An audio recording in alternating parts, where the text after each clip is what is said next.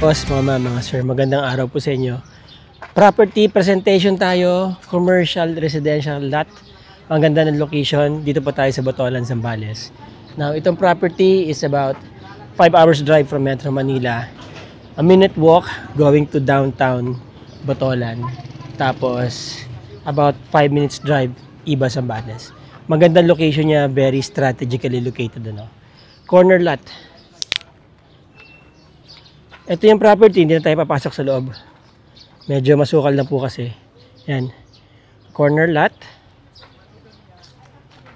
Right, itong kalsada na to, pag dead end yan eh. Pero ito, pag dinire-diretso nyo yan, marami na pong mga intersections palabas ng National Highway, papunta sa Palengke, papunta na naman dun sa kabilang National Highway.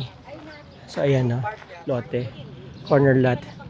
Yun, dito po, palabas sa National Highway yan.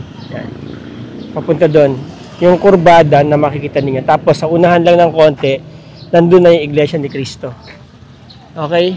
Now, ang layo nito sa mga beaches is about 10 minutes drive. Andyan po kasi yung coastal area. Okay, yan. Nandyan ang coastal area. Ang Iba, Zambales, nandyan lang. Alright, so ito yung property. Ayan, ang ganda ng location, mga boss. Napaka-ideal for residential and commercial lot. Pwede palang, mayroon palang dito. Maliit na entrance. Yan. Medyo malalim lang dito. Patatambakan nyo lang. Malalim ng konti.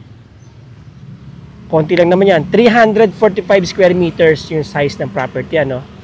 Ngayon, hindi ako sure kung ano yung kanyang configuration dito. Pero parang square lang siya. Alright? So, there's the National Highway.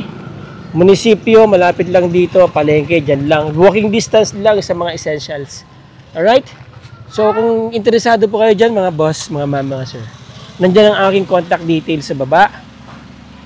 Pwede nyo po akong i-PM, i-text, i-message. Take advantage of this opportunity. Ang property is selling for 2 million pesos only. Clean title po yan. Yan. 2 million lang yan, mga boss. Mga ma'am, mga sir. 345 square meters.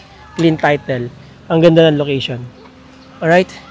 Maganda na po presyo niyan. Ayan, mas mabilis tumaas ang presyo ng mga properties dito sa mga ganitong lugar. Kasi kung nakikita nyo sa drone shots, wala na, halos may bakante.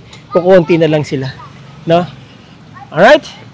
Again, mga boss, mga ma'am, mga sir, maraming salamat sa inyong panonood. Till the next video. Ciao.